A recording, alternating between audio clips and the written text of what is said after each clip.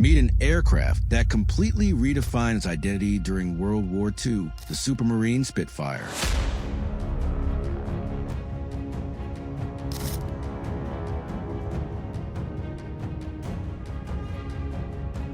This wasn't just any ordinary fighter plane. It was a marvel of speed and firepower. Pilots loved it for its unmatched agility. And for everyday people, it was a machine that could change the course of the war. Its design and aerodynamics, combined with high speed, and kept it ahead on every battlefield. But in reality, this incredible aircraft had a major weakness.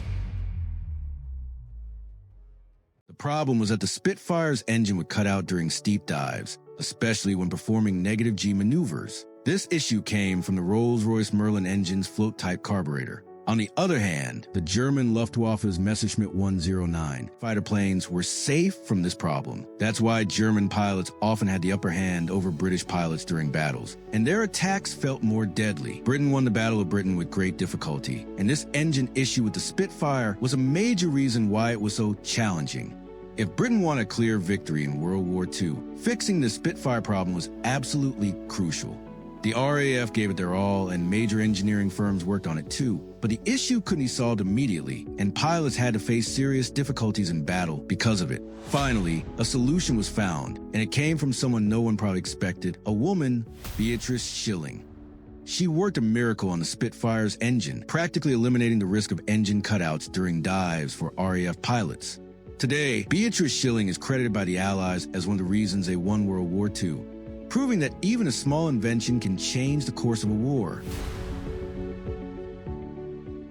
Viewers, the Rolls-Royce Merlin engine issue in the Spitfire first appeared in 1938. At the time, it probably wasn't seen as a big problem, since pilots didn't do aggressive dives before World War II. But by 1940, during the height of the Battle of Britain, it wasn't just a technical issue anymore. It became a matter of life and death for RAF pilots. Every steep dive carried the risk of the engine suddenly cutting out, casting a shadow of death over the pilots and testing both their tactics and bravery. The problem was even bigger because before World War II, the British government had already produced 20,000 plus Spitfires. That meant all of these planes had the same engine issue, since every one of them used the Rolls-Royce Merlin engine. The situation became even more critical when the British realized that the other fighter planes in the Royal Air Force, like the Hawker Hurricane and the Bolton-Paul Defiant, also used the same Rolls-Royce Merlin engine. In other words, this engine problem put pilots at risk on every RAF front. The year 1940 was the height of World War II, and the situation was even more challenging for the Allies because they had to face Nazi Germany's powerful attacks with fighter planes that had faulty engines. RAF pilots not only fought enemy aircraft, but also had to deal with the constant risk of engine cutouts on every flight. At the same time, Nazi Germany was putting pressure on France and Britain, and RAF pilots had to put their skill and bravery to the ultimate test on every mission. During this time, whenever German pilots advanced with their Messerschmitt 109s into Allied territory, RAF Spitfires would immediately take to the skies to intercept them. To avoid enemy fire, pilots had to perform highly advanced maneuvers,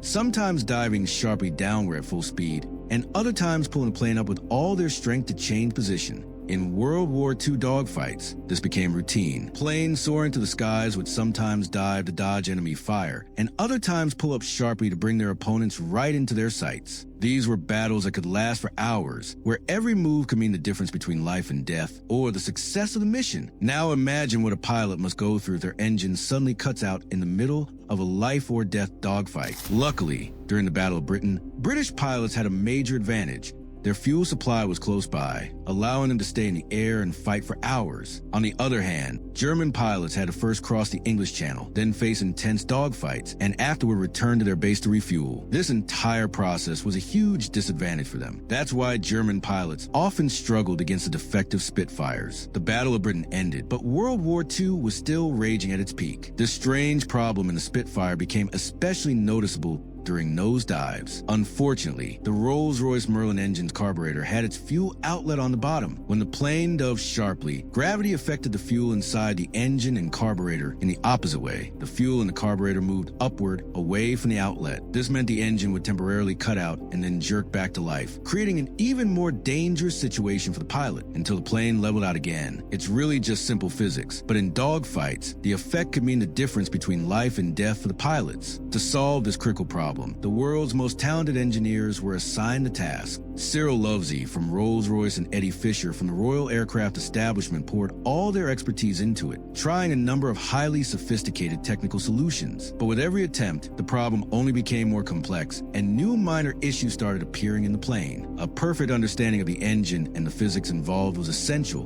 and it was so challenging that everyone was baffled at the time. Then, in 1940, a woman accomplished what everyone else had failed to do. Today, we remember this genius as Beatrice Shilling, who ensured both the lives and mission safety of RAF pilots. It was 1938. On one side, the Spitfire was taking the skies for its first test flights, while on the other, Beatrice Shilling was tearing down and rebuilding her favorite machine, a powerful 490 cubic centimeters Norton motorcycle. This was the very bike she had ridden to astonish everyone at the Brooklands racetrack, becoming the fastest woman on a motorcycle in all of Europe. Shilling's passion wasn't limited to racing. She was a born engineer. Nuts, bolts, and engines felt like toys to her, and this wasn't a new fascination. In 1919, when Beatrice was just a 10-year-old girl, she noticed her sisters would ride ahead on their bicycles while she was always left behind. That's when she decided she would one day have her own motorcycle and started saving money for it. By the age of 14, Beatrice bought her first two-stroke Royal Enfield. Soon, she began fixing basic problems on her bike herself and gradually reached a level where she could completely disassemble and rebuild it. By 15, she had decided to pursue engineering as her future career. But in 1924, it wasn't easy for girls to find a place in the engineering field. Society was far from supportive. The guidance of the Women's Engineering Society opened the path for her. In October 1929, Beatrice enrolled in the Department of Electrical Engineering at Victoria University of Manchester and became the first female student in the department. Later, she also took classes in thermodynamics and mechanical engineering, which was her true passion. Alongside university, she remained active at the Brooklands racetrack, competing against men. The performance of her modified 490 cubic centimeters Norton motorcycle was remarkably stable, outperforming other bikes. Beatrice had made significant technical changes herself to the carburetor and engine tuning, boosting the bike's pickup far beyond the norm. At the time, even Beatrice Shilling had no idea that these technical skills would later be crucial in solving the most critical problem in Spitfire and Hurricane fighters during World War II. By the time the war began, Beatrice had already been working at the Royal Aircraft Establishment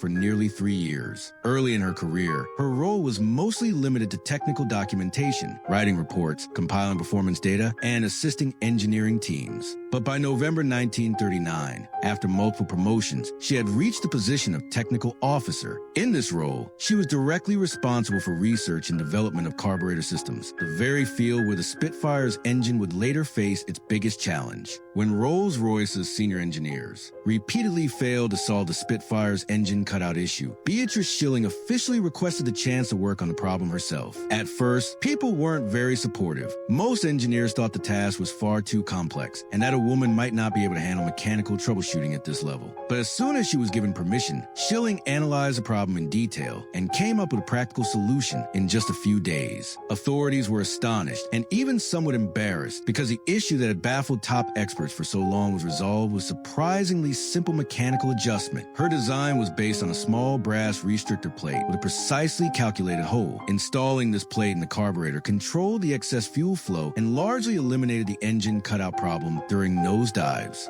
The best part of the solution was that the restrictor plate could be installed directly on the aircraft under field conditions, no heavy modifications, and minimal downtime. It proved to be a fast, reliable, and practically effective fix. After solving the issue technically, the next challenge was physically installing the restrictor plate in Spitfires and Hurricanes at various air bases. Beatrice Shilling personally took on this practical phase. She traveled long distances on her Norton motorcycle, reached different RAF stations, and worked alongside field technicians to fit the restrictor plates into the aircraft. The solution proved so dependable that RAF personnel informally nicknamed the brass restrictor Miss Shilling's orifice. This small component didn't completely eliminate the problem, but reduced engine cutouts so much that pilots felt far more confident in dogfights. Afterward, Beatrice also worked on an updated carburetor design for the Rolls-Royce Merlin engine, which permanently addressed the issue in future variants. After World War II, when pilots and RAF officials recognized the importance of her contribution, Beatrice Shilling received significant credit and was officially honored with the Order of the British Empire OBE. Instead of stepping back after the war, she continued advancing her engineering work. By the 1950s, her research had expanded into advanced military systems like rocketry, ramjets, and guided weapons. In 1955, Beatrice was appointed Senior Principal Scientific Officer at the Royal Aircraft Establishment, a clear recognition of her technical expertise. Beatrice Shilling was not just an engineer or a technician. She was one of the few people of her time paving a new path for women in military engineering. Her technical skill, disciplined approach, and problem-solving ability directly influenced the performance of RAF aircraft. Historians still believe that if her contributions hadn't reached frontline aircraft in time, the outcome of World War II might have been very different. Her role in engineering wasn't limited to a single mechanical fix. She proved that talent and competence are never restricted by gender. That's why Beatrice Shilling's name remains among those who made a real technical difference in the war effort. Thank you for joining us on this journey into the lives of the women who served their nations during the war. Remarkable individuals who may not be widely remembered, yet whose courage and expertise helped shape history. And now, get ready. Our next documentary will uncover secret societies, hidden crime networks, and the untold stories that have remained behind the curtain for decades.